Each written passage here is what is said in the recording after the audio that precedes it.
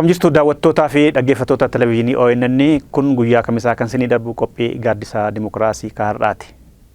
Qophii keenya har'aa keessatti waa'ee Lakoo Baahiluu Naccoo waliin waa'ee sirna addunyaa kanaa kan kaabaa fi kibba bulchaa jiru maal fakkaata kan jedhu irratti gabaabsinee mari'anna haala yerootii waliin qabsiifna jechuudha. Maarreen hanga xumuraatti nu waliin tura.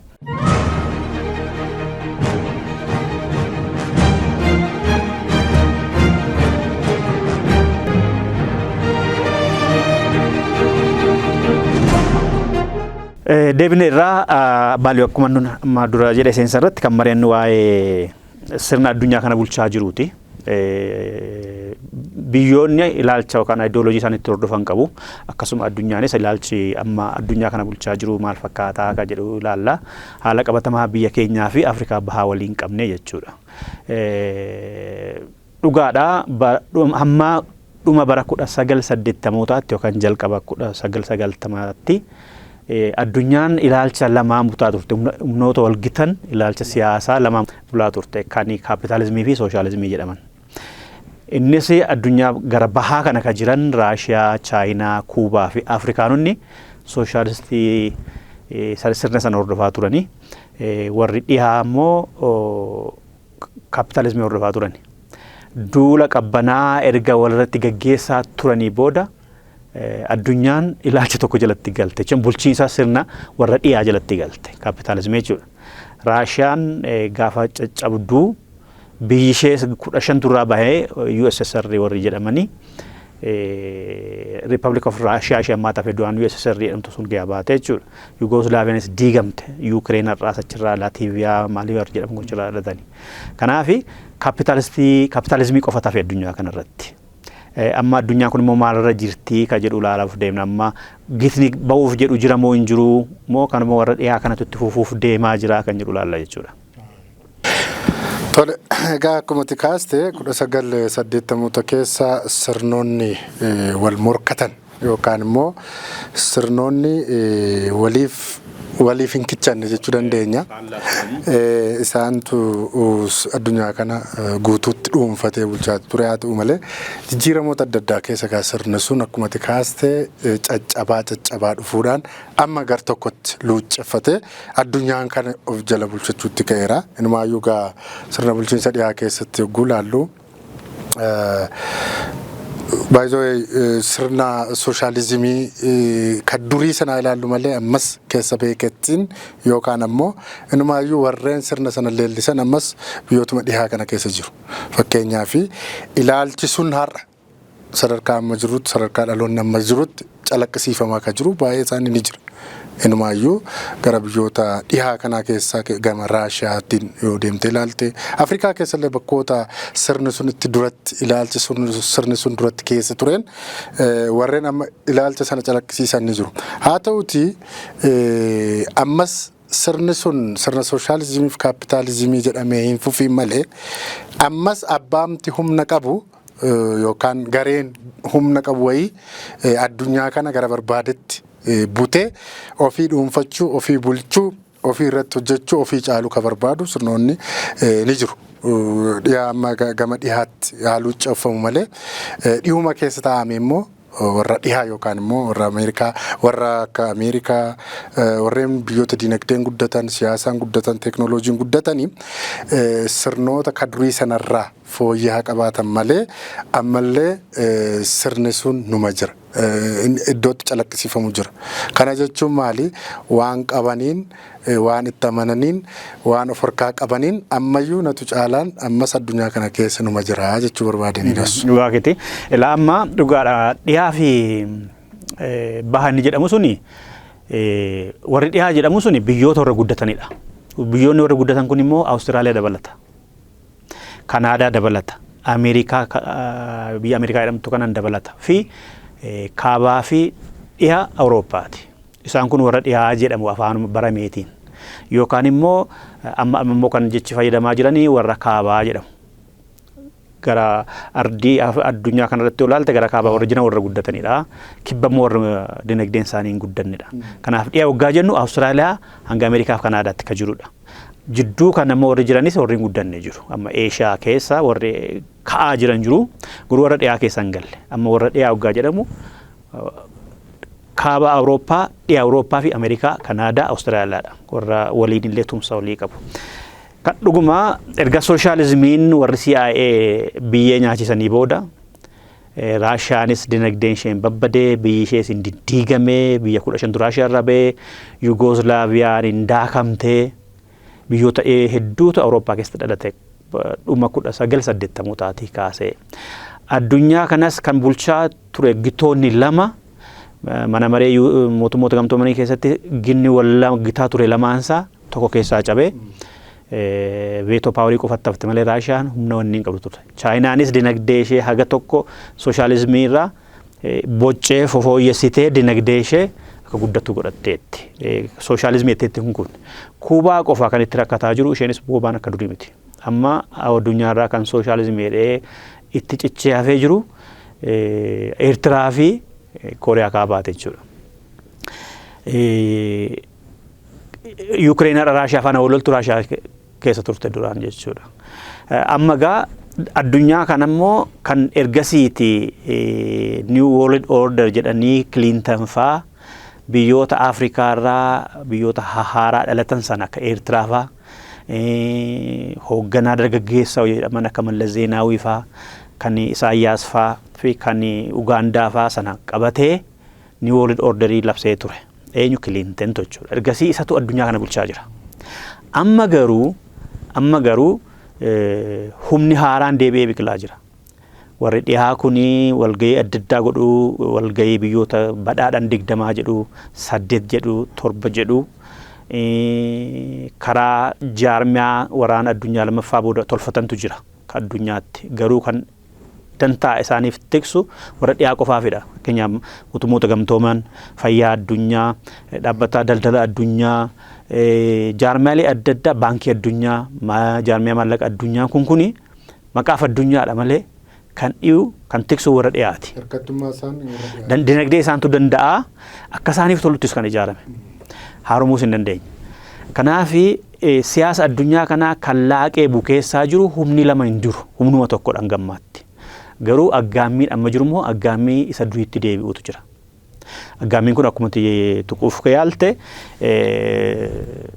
maallaqa gabaan addunyaan itti daldalamu maallaqa Ameerikaatiin.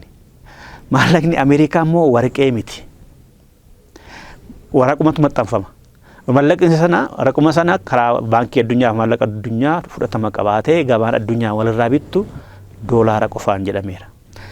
Kanaaf Ameerikaan barbaadde maallaqa kana maxxansiti malee kuufama warqeetiin miti. Kana warri mormuudhaaf totto'anii kan akka Saadaam Huseen hin ajjeefame. Baayoloojikaal keemikaaliitu isa harka jira jedhanii sobanii duulanii Iraaqitti 2003 Iraaqitti kan duulan 2001 natti fakkaata waggaa duulan sana arginaaf ture gaafa dhaqamu garuu tokko hin argamne. Dubbichi buna wanni boba'aa keenya kan nuti gurgurru doolaariin ta'uun qabu jedhe Saadaam Huseen ture. Mohammed Gaddaafiinis Afrikaa fi addunyaan kuni warqeedhaan walirraa haa binnu warqee kana immoo annan danda'a jedhanii kuusanii turan. Isaanis balleessaa tokko malee maqaa balleessanii xiyyaaraan itti duulee neetoon galaafatani. Amma immoo waggaan isaa tureera biyyoonni guddatan akka barbaadanitti yuuroo fi doolaaraa fi wanniidhaan waggaa walirraa bitan warri hin guddanne jedhan maan dinagdeen isaanii immoo callisneen teenyu jedhanii walitti suphamaa jiru. Gara waggaa 15 dura BRICS kan jedhamu tokko hundeeffatanii turan. Warri Biraaziil BRICSiin kuni qubeedhuma biyyoota 5 warra jalqaba hundeessan kana qubee jalqabaa irraa fudhame. Biin Biraaziilidha, Rriin immoo Raashiyaadha, Ayin immoo Indiyaadha, Siin Chaayinaadha, Siin Saawuz Afrikaadha. Saawuz Afrikaan yookaan Afrikaan kibbaa boodatti dabalamte iyyuu. Arfan kanatti ture kan hundeesse. Isaan amma cimanii deemaa jiru. Isaan kun jabaachaa deemuun isaanii doolaaraaf Ameerikaadhaaf warra dhiyaatiif maalidha akka jedhu ittiin deebi'amee itti dhufeeti. Lamma waa'ee gama dinagdee yeroo kaasnu humnoonni akkuma kaastee Ameerikaan gama dinagdeen, gama maallaqaan, gama humna namaan dhiibbaa addunyaa irratti kallattii falkallattiitiin gooteen haala gama daldalaan dhuunfattee sirni daldala maallaqaallee doolaara kan goosiste humnaan. Deeme duuba waan kana maaltu jira yoo jenne ilaallu diinagdee qofa miti yookaan caalma humna qabu meeshaatiin teknooloojiitiin humna namaan humnaan caalanii addunyaa kana akkuma sila sii kaase gara tokkotti gototanii yookaan gara tokkotti luuccessanii bulchuudha. Ammoo sirna kana kanneen morman akkuma jette jaarmiyaaleen adda addaa biyyoonni adda addaa gurmuun wal gurmeessanii qofaatti ba'anii humna jabeeffachaa jiru. Kunis humna. Kanaaf duulli sun duula maallaqaa qofaa miti. Diinagdeetiin moo'uu, teeknooloojiitiin moo'uu, humna namaan moo'uu gabaabaamatti addunyaa kana qaama addunyaa kana qabatee jiru yookaan immoo qaama addunyaa kana sirnaan bulchaa jiru yookaan humna isaatti agarsiisaa jiru kana kuffisuuf waan danda'aniin walitti gurmaa'anii hojjechaati jiru. Keessumaa agarsiistuu kanaaf immoo akkuma tiiche biyyoonni adda addaa walitti dhufanii jaarmiyaa tolfatanii yoo isaaniin qixxaachuu baate morkatoo yookaan immoo isaaniin morkachuuf hojiitti jiru jechuudha. Kanaaf akka fakkeenyaatti BRICS faa kaastee Indiyaa faa kaastee maallaqa miseensota BRICS keessaa kan South Africa dhiyeenya kana immoo biyyoonni hedduun illee gaafachaati jiru. Maaliifi maallaqni keenya addunyaa irratti gatii hin fudhatu. Maafi maallaqni keenya yookaan waan nuti qabnu nutis waanuma qabnu maa walitti hin baanu. Ka jedhu mormiin biyyoota hedduurraa gara Ameerikaa fa'aatti kan quba qabantu hedduutu jira. Dhiibbaa gama diinagdee fi siyaasaa biyyoonni qabeenyaan caalan agarsiisanii mormii yookaan immoo diddaa dharshisiisee jechuudha. Amma mormiin kun tarii ilaalcha sila jannatti nu deebisuu danda'a. Ilaalcha yookaan ideoloojii sila kanaaf haasofne san gama sooshaalizimii, gama kaapitaalizimii, sirna biraa even liberaalizimiitis warreen dhimma kanarratti xiyyeeffatan hedduun ni jiru biyyoota Afrikaa kana keessa. So waan kana gurmuun tocho'anii gurmuun tolfatanii deebi'anii tarii amma immoo addunyaa isa amma jirru caalaa gara fuulduraatti immoo kallattii biraa ka qabsiisuutti adeemaati jira kan jedhudha ni yaadani qabu. Lama ta'uun gaariidha. Humni lama jiraachuun gaariidha. Mootummoota gamtooman keessatti mana maree nageenyaa keessatti yaadonni hoggaa dhiyaatan biyyoota adda addaa irratti murteenis hoggaa dhiyaatu warri sooshaalizimii keessa turan Chaayinaa fi Raashiyaan gama tokko ta'anii warra dhiyaa mormu yeroo hundumaa. Warri kibba Ameerikaa fi warri Afrikaa gaafa isaan gara Raashiyaa gorantu jira. Waansaa akkuma jedhame dubbiin aangoodha. Aangoon immoo humna. Humni immoo maallaqadha. Maallaqa qabaannaa addunyaa kana waan barbaadde goota. Kanaaf olaantummaa guddaa warri dhiyaa argatan kana akka itti hin fufneef warri guddataa jiran dinagdeen isaanii olaantummaa doolaaraa fi olaantummaa siyaasaa warri dhiyaa qaban ilaalcha dawoo godhatanii kaapitaalizimii dawoo godhatanii biyyoota guddataa jiran irratti dhiibbaa isaan godhan barbaadan maallaqa dhowwatu barbaadan ugurarra kaa'uu yoo barbaadan dhaqanii waraanuu xiyyaaraan yoo barbaadan mootummaa garagalchu. Liibiyaa kaasirraa kan Iraaq illee akkasuma Afgaanistaan. Kanaaf karaa UN seenuu barbaadu UN keessatti Raashiyaa fi Chaayinaan yoo didan xiyyaaruma kaafatanii qajeelu neetoo fi Ameerikaan. Kun waggaa 31-32 as warri dhihaa Chaayinaa irratti xiyyeeffataa turan waggaan akkamitti Chaayinaa teknooloojii fi dinagdeedhaan kashiin oliin kaanee goonaa ka jedhu irratti xiyyeeffatanii hojjetaa turanii garuu Puutiin erga aangootti deebi'ee booda Puutiin Raashiyaadhaan baay'ee jijjiire waraanaan teknooloojiidhaan dinagdeedhaan ammayyuu baay'ee saafa. Kanaaf amma warri duraan warra dhiyaa dura dhaabbatan biyyoonni lama guddatanii ol bahanii mul'ataniiru. Raashiyaa fi Chaayinaan. Raashiyaaf xiyyeeffannaa badaan kennitu warri dhiyaa. Amma garuu Raashiyaan lola Yuukireen keessatti garmalee mul'atteetti. Yoo qoqqobbii hunduma irra kaa'anillee Raashiyaan inumaayyuu boba'aa maallaqa teknooloojii meeshaa waraanaa dinagdee hunduma qoqqobbii irra kaa'anii inumaayyuu isheen immoo daran gara Chaayinaa fi gara Hindiitti babal'iftee dinagdeen ishee badaantu qabne. Hamma yaadamee fi amma irratti aggaamame sana hin dadhabne Raashiyaan. Inumaayyuu teknooloojii ishee kan warri dhiyaa hin caalla jedhanii ture. Isheen baay'ee isaa caaltee argamte waraana Yuukireen irratti Chaayinaan hin danda'amne. Wanni Raashiyaan jechuudha Raashiyaan. Kanaaf daran maal godhaa jirti Raashiyaan fi Chaayinaan dirree lolaa humna guddaa argachuuf addunyaa irratti warra dhiyaa faana wal dorgomuudhaaf daakanii bukeessuu siyaasa dinagdee dhimma nageenyaa teknooloojii warri dhiyaa godhan kana dura dhaabbachuudhaaf BRICS ka jedhamu sana qabatanii ol ka'aa jiru amma. Keettuu erga Raashiyaa irratti qoqqobbiin taa'ee lola Yuukireenii wal qabatee dubbiin BRICS darbalee cimeera. Dubbii BRICS kana keessatti biyyoonni michuu warra dhiyaa turan keettuu akka Saawudii fa'a nama ajaa'iba. Saawudiin Ameerikaa jalaa baatee BRICS itti galte jechuun ajaa'ibadha. Kanaafi warri humni amma biqilaa jiru kunis doolaaraaf warra dhiyaa mormuu gaaffiin isaanii immoo gaaffii warra hiyyeessaati dhugaadha. Maaliif maallaquma qabnuun walirraa hin binnu akkuma duratti amooleedhaa waa jijjiiru miti.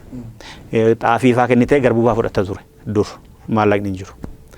Maallaqa kana saanumatti wanni godhe. Amma Ameerikaan siyaasa addunyaa Ameerikaatu dhoofa.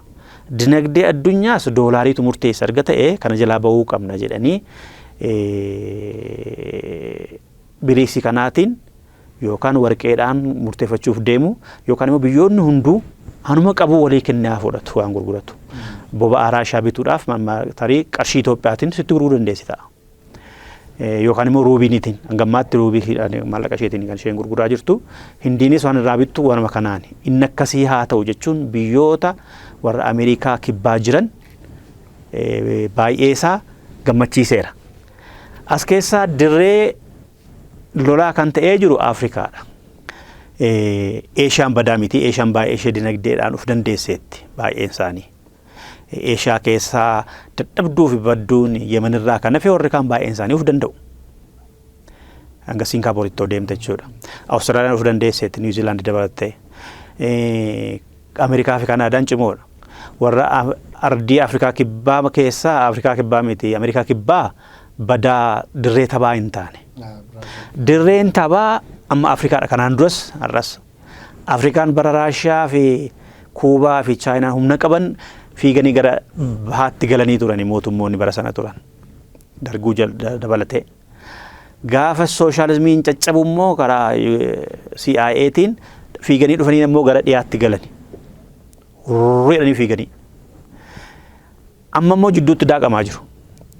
Ameerikaa jalaas ba'uu hin dandeenye, Raashiyaarraas fagaachuu hin danda'anii jidduumatti dirree sabaa ta'u. Kun maaliif ta'ee ka jedhuu fi maaliif Chaayinaan Afrikaa qabachuuf fiigdii, Raashiyaa maaliif Afrikaa qabachuuf fiigdii, warri dhiyaa maaliif Afrikaa qabachuuf fiiguu ka jedhu immoo mee'ati waa jedhe. Jalqaba maaliif Afrikaan warma qabu jala fiigdii yookaan immoo akkuma nama magmaaksaatti rakkataan ulfa fuudhaa kan jedhutu jira kanaaf kolchi malee. Afrikaan rakkina bulchiinsaati malee rakkina humnaa fi qabeenyaan qabdu bara. Sanuu rakkina ilma humna namaa ni qabdi qabeenya illee ni qabdi. Garuu rakkoo teknooloojii rakkoon beekumsaa beekumsa hin qabdu taanaan qabeenya sana bulchuu waa gochuun ni ulfaata sana bira dabarra. Haa ta'uti garuu maaliif xiyyeeffannoon biyyoota dhihaa kana gara Afrikaatti deeme kan jedhamu irraasii tuttuquun barbaade. Fakkeenyaaf Raashiyaan akkumatti sila kaaste qoqqobbiiwwan hedduun keessumaa immoo gama waraana Yuukireenii fi Raashiyaa wal qabatee biyyoonni dhiyaa kun irra jireessa isaanii neetoo dabalatee dhaabbileen hedduun qoqqobbii Raashiyaa irra kaa'aniiti jiru. Atuu kaastee Raashiyaan garuu sana damdamattee beekumsas ta'e teknooloojiis qabeenyas waan hundaan akka jedhaman yookaan akka yaadame sana hin taane. Akka Raashiyaan kuftee argamtu hin taane inumaayyuu jabaattee daran jabaattee kakaaste. Kun ammoo xiiqitti ture. Keessumaa teknooloojii eeguu jennu maallaqa yookaan immoo horii meeshaa qawwee qofamti kan ilaaluu qabnu. Yaadni jiraachuu ni mala, tooftaan jiraachuu mala. Kanaaf adeemsa Ameerikaan biyya addunyaa kana bulchuuf tattaafattu kana laamsisuuf biyyoonni akka Raashiyaa kun tooftaa baafatan. Inumaayyuu maaf kenninee hin fudhannu kan jedhu istiraatejii yookaan immoo adeemsa baafatan. Kana keessatti biyyoota Afrikaa kana haa ilaallu. Biyyoonni Afrikaa irri jireessa isaanii akkuma jette qabeenyaan haa qabaatan malee rakkina maallaqaa qabu. Rakkina teknooloojii qabu. Rakkinni teknooloojii fi maallaqaa sun immoo alkallattiin guddina biyyoota Afrikaa irratti dhiibbaa qaba. Kanaaf tumsuuf biyyoonni akka Afrikaa, Chaayinaa kun hariiroo isaanii bal'inaan gara biyyoota guddataa jiraniitti yookaan gara biyyoota guddachuuf deemaa jiran kanaatti xiyyeeffate. Yaadattoota egaa amma gara boodallee tuttuquu dandeenya ta'a. Afrikaa Raashiyaa miitingii yookaan immoo Afrikaa Raashiyaa walgahii kaayyoomti walgahii kana inni guddaa jedhee yaadu akkamitti hariiroon siyaasa diinagdee Afrikaa fi Raashiyaa cimee warreen amma biyya bulchina biyyi kun nu harka jirti addunyaan kun nu harka jirti jedhanii dhaadatan akka Ameerikaa fa'aa kana akkaataa kamiin kuffisuu dandeenya ka jedhu irratti ka xiyyeeffatedha. Gama diinagdeetiin, gama teknooloojiitiin, gama maallaqa kennuutiin, gama humna namaa cimsuutiin, gama qabeenya biyyattii biyya ardii Afrikaa kana guddisuutiin siistema yookaan immoo tooftaa baafatan. Kana jechuun ammoo yoo biyyoonni akka Raashiyaa kun, Chaayinaa kun biyyoota Afrikaa kana gargaaraan qabatan yoo teknooloojiitiin guddisan, yoo diinagdeetiin guddisan, yoo siyaasaaf teknooloojiitiin dorgomaa taasisan duubdeebiin isaa biyya Ameerikaa kana yookaan biyyoota diinagdeen guddatan kana kuffisuu waan ta'uuf kanatti fayyadaman, tooftaatti fayyadaman. Afrikaan immoo dhugaadha biyya guddataa jiran, biyya guddina barbaadan, biyyoota teknooloojiitiin deeggaramuu barbaadan asiin jedhee namni rakkate silas rakkina keessaa ba'uuf dirqama kennee fayyadamuutu irra jira waan ta'eef amma asirratti garuu baay'ee ani yaada kana nama morma. Dhuguma hin fakkaata sadeette kana.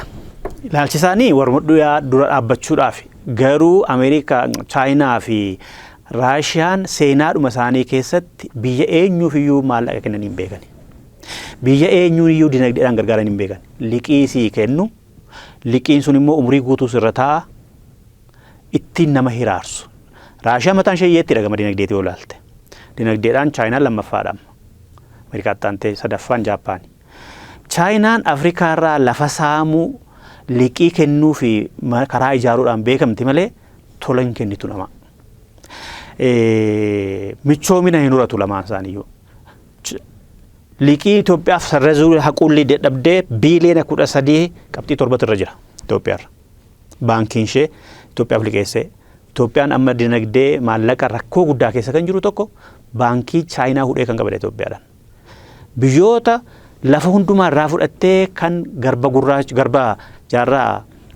garbummaa bifa haaraatiin kan Afrikaatti fidde tokko Chaayinaadha. Gama dinagdeetiin nu ilaalle jechuudha. Amma michoominni isaan barbaadan michoomina dinagdee fakkeessaati malee isa dhugaa miti. Akka warra dhiyaa dinagdeen gargaaranii warri Chaayinaa fi Raashiyaa. Raashiyaan mataan ishee gargaarsa barbaada dinagdee hin qabdu dadhabduudha hiyyeettiidha. Chaayinaa keessa miiliyoona 100 fi miiliyoona 20 kan nyaatee buluu hin qabu. Chaayinaan garuu Chaayinaan guddatteetti teknooloojii fi dinagdeedhaan. Raashiyaan Itoophiyaa irraa ammallee maallaqa qabdi bariin gaafatti bara dargii kan kennitee fi maallaqa qabdi. Waggaa darbee hanga tokko dhiisteettiif barana soo dhiifte natti fakkaata. Malee isaanii deeggarsa ni barbaadu dhugaa. Deeggarsa Afrikaa ni barbaadu. Maaliif biriiksi cimsanii warra dhiyaa duraaf dhaabbatanii addunyaa humna lamaan bultu gadi ijaaruudhaaf dinagdeef maallaqa isaanii siyaasa isaanii akka jabaatanii ba'an gochuuf Afrikaan murteessituudha. Maaliif gabaadhaan uummata biliyoona 1 oltu irra jira. Biyya gabaaf taatudha. Qabeenyi lafa keessaa kan Afrikaa caalu hin jiru. Humna namaa hojjetee buluu kan Afrikaa caalu ardiin qabu hin jiru. Afrikaa qabachuu jechuun galtee warshaa warra dhihaa fi kan Chaayinaa fi Raashiyaa qabachuu jechuudha. Riisoorsiin asirraa argama. Afrikaa qabachuu jechuun gabaan iddeetti gurguramu qabachuu jechuudha. Uummata biliyoona 1 ol jira. Afrikaa qabachuu jechuun humna namaa oomishuu qabachuu jechuudha. Afrikaa qabachuu jechuun albuuda saamuu jechuudha. Hansi aarsuu Afrikaan dhiyaaf bahaatti maaliif yuwaa taphattiidha. Chaayinaan kan mataa isheetiin guddatte. Siingaappoor imaammata biyya keessaatiin guddatte. Kan eenyuyyuu fudhattee miti. Kooriyaan kaabaa qoqqobbii umurii ishee guutuu irra jiru teknooloojii amma kanaan guddatte. Dinagdeen ishee illee haa dadhabu malee. Kanaafi Dhiyaattis fiiguu baattis fiiguurraa ejjennoo mataa isaanii qabaatanii imaammata kan siyaasa tasgabbeessu kan dinagdee fi kalaqa fiichi maddisiisuu danda'u nagaaf buusuu kan danda'u otoo hordofanii chaayinaattis fiiguu raashiyaattis fiiguu giftiin ingiliziin waggaa biduudhaan warri Afrikaa awwaalchaaf dhaqan baasiitti feetee fuute ingiliziin buufata xiyyaaraarraa baasii uummanni itti deemu kanaan itti naqxeetu buufata xiyyaaraatii gara awwaalchaa geessite kabaja dhabuudha. Chaayinaanis sagalee Afrikaa waltajjii siyaasa addunyaa irratti marii addunyaa irratti deeggarsa argachuuf malee badaadhuma dantaa hin qabdu Afrikaadhaaf. Raashiyaanis akkasuma Raashiyaanis dinagdee gargaarsa teknooloojii kan barnootaa ilma goggoonedha bara dargees godhaa turan bu'uura fiduuf namni Afrikaa ni jiru Afrikaanonni ofii dhaabbachuu qabu turan.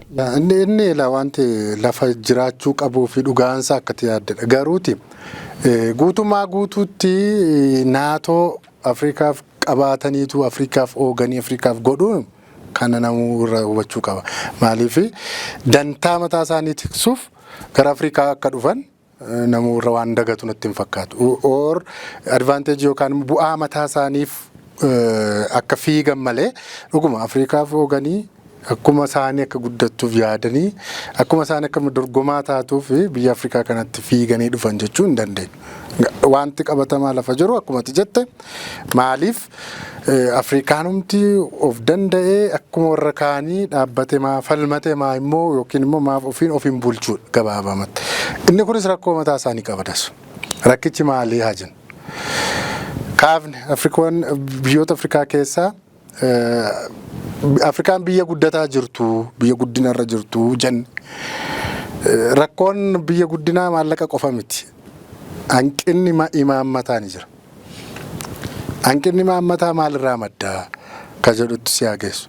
Hanqinni imaammataa kun eessaa madda yoo jenne teknooloojii uffaan wal qabachuu danda'a. Elaa baay'ilu fedhiinoo jiraate teknooloojii bira ga'u Chaayinaan Ameerikaa irraa hattee miti bara. Chaayinaan dhuguma koppii gooti malee orijinaaliin kalaqxeettu hin qabdu. Koppii dhagooti warra dhiyaarraa. Ta'us garuu amma Singaapooris warri kaanis karaatti guguddatan kana dura nagaa buusuudha Afrikaa keessatti. Siyaasa tasgabbeessuudha. Dinagdee sangaadhaan isattiin qotamu kana garuma sibiilattiin qotuutti illee jijjiiranii maqaa sangaa fi harka namaarra baasanii yookaan jallisiifaatti. Siyaasni qooda qabu hiyyummaa Afrikaadhaaf warri dhiyaa kun qooda qabu.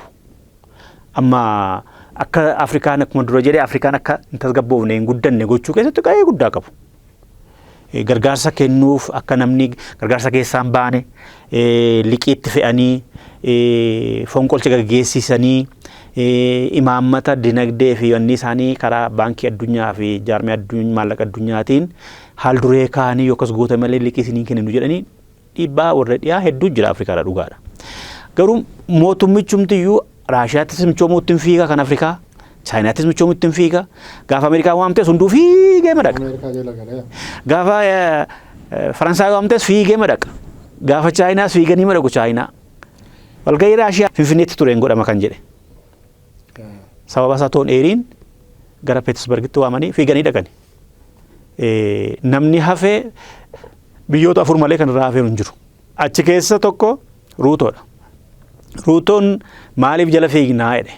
Maaliif jala fiignaa Keeniyaa pirezidaantii Keeniyaa jechuudha. Yoo warri dhiyaas warri bahaas yoo Afrikaa dubbisuu barbaadan gamtaa qabna. Karaa gamtaa keenyaa nu dubbisani. Gamtaan keenya bakka bu'aadha. Gamtaa Afrikaa jechuudha. Malee akka jaldeessaatti hoggaan waaman maa fiignee dhaqnaa jedhee hina godhee dide. Karaa gamtaa Afrikaatiin bakka buufatee jechuudha. Gamtaan Afrikaas dhaqeera Raashiyaa. Achirratti immoo taatee jiru yoo laalte kan nama kolfisiisu ture. Gamtaa warri Afrikaa dhaqanis walii machuu jalqaban achi ga'anii. Isaayyaas Afeworqee achi deemee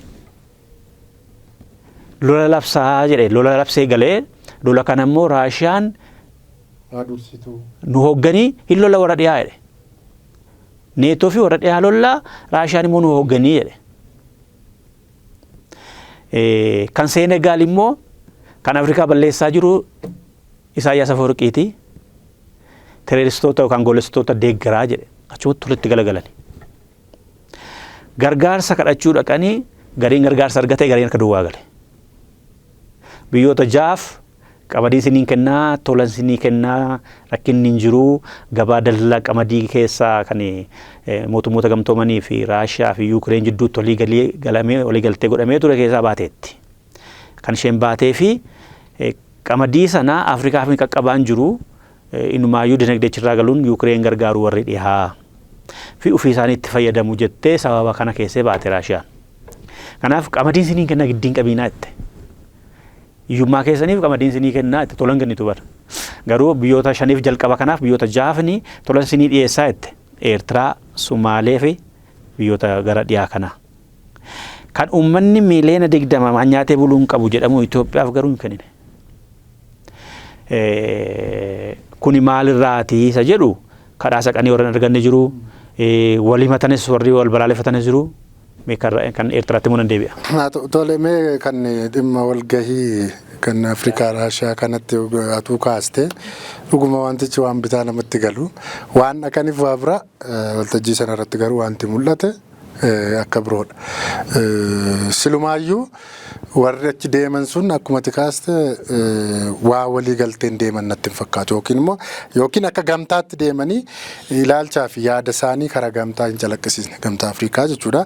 Yookiin immoo akkuma biyya of danda'anitti deemanii ammoo dhimma sanaan wal qabate waan walii galan ammaan argatetti suur-sagalee karaa miidiyaalee hawaasaa televezyiinii karaa biyya Raashiyaa TV'tiinis kan irraa hubadhe waan irratti walii galan natti hin fakkaatu. Deemee yaadanii gara xumuraatti sii geessuu barbaadu walgahiin kuni tarii addunyaas akka sila jenne gama biraatti geessuuf malaa jechuudha. Maaliif jennaan akeektuuwwan faallaa biyyoota warra kaaniitiin yookaan immoo lola labsuu guutummaa guutuutti akkuma addunyaatti lolli akka ka'uu qabu lola labsanii lola sanaan immoo biyyoonni yookaan miseensonni gamtichaa jala hiriiruun addunyaa bira keessa akka galchuuf kaanidha kan inni hubadhe. Kanaaf walgahiin sun tarii kan duriirraa adda natti fakkaatan. Ani immoo kan inni hubadhe hojii lola labsuu otoo hin taane deeggarsa tumaa argachuu tumsa deeggarsaa sagalee siyaasa addunyaa fi daldala addunyaa fi marii nageenya addunyaa keessatti garee yookaan bilookii tolfachuu warri dhiyaa jiru kaapitaalizimiidhaanii amma warri niitiraalii fi warri sooshaalizimiidhaan immoo bilookii tokko horanii maqaa biriiks jalatti galanii murteessummaa Ameerikaa fi gamtaa Awurooppaa dorgomuudhaaf garee ijaaramuuf nama tolfachuudha. Harka baay'ifachuudha, dinagdee baay'ifachuudha. Yoo Afrikaan kun gara biriiksitti galee fi Chaayinaa fi Raashiyaa deeggaree biriiksi mataan shan gammaatti biyyoonni shanan kun dinagdee addunyaa harka 40 qabu. Yoo Afrikaan immoo ka jirtu dabalamte Afrikaan immoo qabeenyaan tokkoffaadha Afrikaa addunyaa irraa bal'inaatiin illee humna nama hojjetu danda'u illee tokkoffaadha. Qabeenya lafa keessaa qabduu fi illee tokkoffaadha. Kun itti dabalamnaan immoo Ameerikaa fi doolaara biyyee nyaachisuu danda'u. Kanaaf hariiroo wal mookfachuuti wal Ameerikaa jalaa bahaa nutuun kan barbaadan sinii goonaa mooksuuti. Chaayinaan isin waamti biyya sanatti asitti isin dhufti. Jaappaan isin waamti Afrikaa kana walgahii Jaappaan Afrikaatti. Faransaayis dhiyeenya kana waamteetti biyyoota 20 muummichi ministeeraa dhaqanii turanii. Ameerikaan isin waamti. Gaafa barbaadde immoo carraa daldala intarneetii fi barbaadde immoo irraa baafti. Isaan kunis dubbii humna ta'anii bahuuti. Humna ta'uu kanatti immoo warra sagalee ta'uu fi danda'an ofitti mooksuudha karaa meellaa bitanii jechuudha. Amma muummichi ministeeraa hoggaa lola kaabatti godhamaa ture sana mirga dhala namaa sarbameera yakki waraanaa raawwatameera jedhanii qorannoon bilisaan haa gaggeeffamu jedhanii gurra kaa'aa turan Itoophiyaarra. Gaafa biriiksittiin gala jedhanii iyyata galfatanii isa nan dhiisatte Ameerikaan. Isa gurra sirra kaa'ee kana kaasuu nan danda'a gargaarsaa inuman kennaa maaluma jechuu jalqabde. Kanaaf dubbii nama mooksuuti. Biyyoonni Afrikaa yoo gara Chaayinaa fatti dafanii fiiganii isaan kun waa laaffisuufi warri dhiyaa ammoo. Yoo warri dhiyaa ammoo jabeessanii qabanii Raashiyaan fa'aa ammoo waan sinii godhanii itti waamu. Uf dadhabuu warra Afrikaati. Dhumarratti waa'ee Eertiraa waa jechuuf President Isaayyaas lola labsanii akkuma jette. Labsaniiru Raashiyaa fi Chaayinaa, Raashiyaa fi Ukireen jidduu lolli hin jiru jedhani. Lolli godhamaa jiru neetoo kan warra dhihaa fi Raashiyaa jidduudha. Kun immoo olaantummaa isaanii itti tursiifachuufidha. Kana immoo cabsuu qabna. Raashiyaan wanta kana yoo hubattillee itti qophoofte ittiin ittiin fakkaatu. Lolli ka'uu qaba. Lola kana immoo isin nu hoogganaa nu lollaa jedhani. Ammas itti agarsiisu Eertiraan eessa dhaqxee loluuf dubbicha ollaa ishee Tigraay seentee distii faa fal'aana faa warshaa keessaa fi yuunivarsiitii keessaa guurtee isa galte sana dhamma Bruuselsii fi Waashingtan DC deemtee lolti moo xiyyaara saba fi dooniidhaan dhaqxee lolti moo achi akkuma Eertiraa Tigraay keessaa waan jeerii kaanii faa saamte amma dhagee niwukileerii faa teknooloojii appilii faa kana saamtee galuufidha moo humna kamiifidha kan jedhu si kolfisiisa. Dubbiin dhaqanii loluu natti hin fakkaatu yookiin immoo dhaqanii achi adda waraanaa irratti argamuun inni waan biraadha juuti. Akkuma kaas dubbiin jala hiriiruu fakkeessuu itti fakkaatanii waa argachuu yootiin ta'een ala biyyi guyyaatti waa tokko nyaattee hin bulle biyya teknooloojii hawaa keessa jiraatanii fi meeshaawwan addunyaa ijoon biyya bira jirtu deemanii qoccoluu yookaan tuttuquu jechuun abjuudha yookaan immoo harkaan abidda qabuudha. Dubbiin isaa natti hin fakkaatu isas waan godhan miti. Akkuma kaaste garuu kaayyichi of jala hiriirsuu of fakkeessuu dhageettii gama siyaasa diinagdeen biyyoonni kaan dhufanii akkuma kaaste sana irratti hirmaachuu yookaan waa gochuurraan kan hafe biyya Eertiraa miti biyya Eertiraa 30 dhaqanii Raashiyaa fi Ukireen gidduu too deemanii lolanii nama guyyaatti lukaan deemaa ooluu fi nama yeroo hundaa waa qoratee meeshaawwan adduu kan waraanaan argachaa oolu faana wal falmuu jechuun natti hin fakkaatu dhaquus natti hin fakkaatu garuu akkuma inni jedhee ololaaf fayyadamu. Sayyumoo seenaa Eertiraa kana moo laalte? Biyyi yookaan gareen Eertiraan deeggarte moo hin beeku? Eertiraan dhaaba siyaasaa haa ta'u maalii kan isheen deeggartee biras qubachiiftee tokkoomsa kanaan aangoo qabateeru hin jiru. Raashiyaa kuffisuuf deemti ta'ee hin beeku. Kan isheen bira dhaabbatte hunduu hin jabaatu. Ollaa ishee tokko faana nagaa hin qabne. Itoophiyaa faana wal waraanteetti, Jibuutii faana wal waraanteetti, Yemanii faana wal waraanteetti, Sudaan faana wal waraanteetti. Amma immoo Bruuselsii fi Neetoo fi Waashingtan DC lolaa jetti. Biyya keessatti biyya heera mootummaa hin qabnedha. Biyya fakkeessuuf illee haa ta'u filannoon hin jirredha. Biyya gaazexaaf televezyiiniin dhuunfaa tokko hin jirredha. Biyya mormituu kan jedhamu tokko itti dhalachuu hin dandeenyedha. Ijoollee Itoophiyaan yeroo gannaa yeroo hundumaa ijoollee eebbisiifti yuunivarsiitiiwwanii. Biyyi sun yuunivarsiitii tokkos hin qabdu, kolleejii tokkos hin qabdu. Dhaabbata teknooloojii tokko qabdi. Kolleejiin hin jiru, yuunivarsiitiin hin jiru biyya sana keessa. Ganni waggaa dhufu Isaayyaas maal eebbisiisuu deema? Waraana eebbisiisuu deema. Waraana eebbisiisuuf deema. Biyya akkasiiti kan ideoloojii addunyaa kana warra dhiyaa kana kuffisnaa jedhu walumaa galatti ani akka kootti gareen lama jiraachuun nan deeggara. Gareen lama jiraachuun gaariidha. Olaantummaa warra dhiyaas kan mormee kan warra bahaas tokko ol bahee addunyaan yookiis iddee gaarii tolti. Kanaachi olaantummaan Ameerikaa fa'aa itti fufnaan dhuguma amalootuma waggaa 35 darbeetu itti fufa addunyaa kanatti. Kan ilaallatee sirbuu qabu garuu warra Afrikaati. Akkatti Eeshiyaan guddataa jirtu ilaalanii imaammata dinagdee, imaammata nageenyaa, imaammata siyaasaa kan biyya kana faana ta'u, kan aadaa keessa jiru, kan aadaa sabootaa qabu keessaa baafatanii otoo itti deemanii malee Raashiyaattis fiigaa, Ameerikaattis fiigaa dinagdeen guddachuu hin danda'u malee gareen lama jiraachuun gaarumaadha jechuun baay'ee. Ayyee egaa anis aadaa biraallee hin qabu akkuma tikaaste hojii manee guddaan biyyuma Afrikaa kanarra jira. Afrikaan biyya of dandeesse gama diinagdee siyaasaa teknooloojii fi gama hundumaan of dandeesse hojjechuuf akkuma tikaaste nama biraarra dhaabbatanii yookaan mana namaa deemanii yookaan ammoo nama jala galanii guddachuun akka hin danda'amne yoo xiqqaate waggoota hedduuf argaa guddataniiru argaa jiraataniiru. Haa ta'uti malee amma garuu kalaqa mataa ofiin diinagdee mataa ofiin teknooloojii mataa ofiin humna namaa mataa ofiin of ijaaranii morkataa ta'uun akka danda'amu dhagaa kananii dhaamu sagantaa keenya kanumaan golamne kanumaan goman dhugaadha.